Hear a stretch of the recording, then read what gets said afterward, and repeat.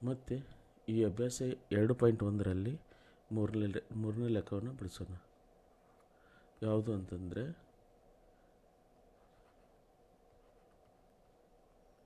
ಮೂರನೇ ಲೆಕ್ಕ 3/5 ಅಥವಾ 3/5 ಪ್ಲಸ್ 2/7.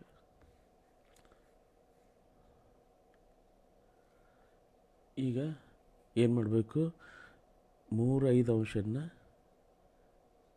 2/7 ಅನ್ನುವಂಥ ಭಿನ್ನರಾಶಿಗೆ ಕೂಡಿಸ್ಕೋಬೇಕು. ಈಗ ಬಿಡಿಸೋಣ. ಮೊದಲೇಕೆ ಏನು ಮಾಡಬೇಕು ಅಂತಂದರೆ ಕೊಟ್ಟಂಥ ಲೆಕ್ಕವನ್ನು ಬರ್ಕೋಬೇಕು.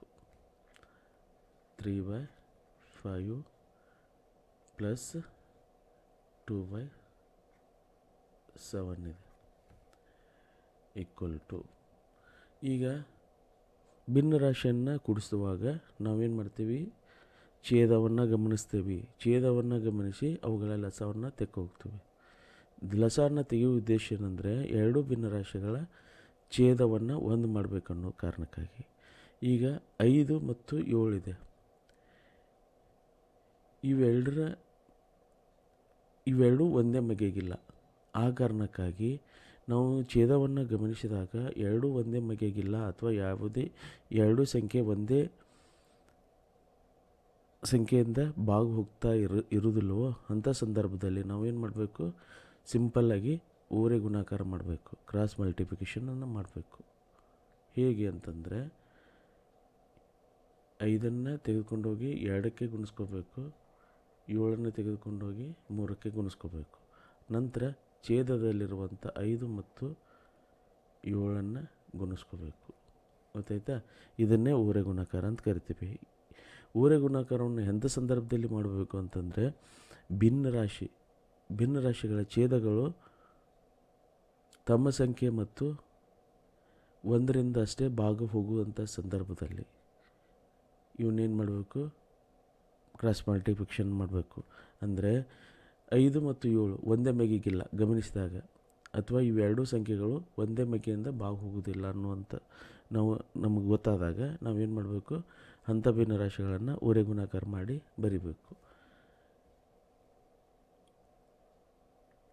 ಈಗ 3 × 7 ಪ್ಲಸ್ 5 × 2 ಅಥವಾ 2 × 5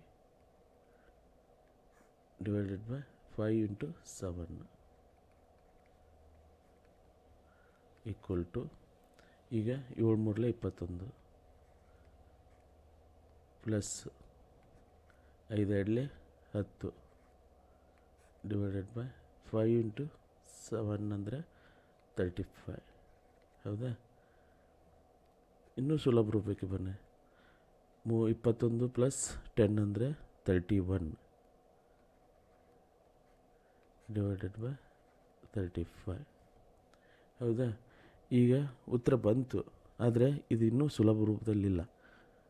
ಇದೆ. ಯಾಕಂತಂದ್ರೆ ಸುಲಭ ರೂಪದಲ್ಲೇ ಇದೆ. ಯಾಕಂದರೆ 21 ಪ್ಲಸ್ 10 ಅಂದರೆ 31 ಆಯಿತು, ಛೇದ 35 ಆಯಿತು. ಆದ್ದರಿಂದ 3/5 ಪ್ಲಸ್ 2/7 ಕೂಡಿಸಿದಾಗ ನಮಗೇನು ಉತ್ತರ ಬಂತು ಅಂದರೆ 31/35 ಇದೇ ಉತ್ತರ. ಗೊತ್ತಿದೆಯಲ್ಲ?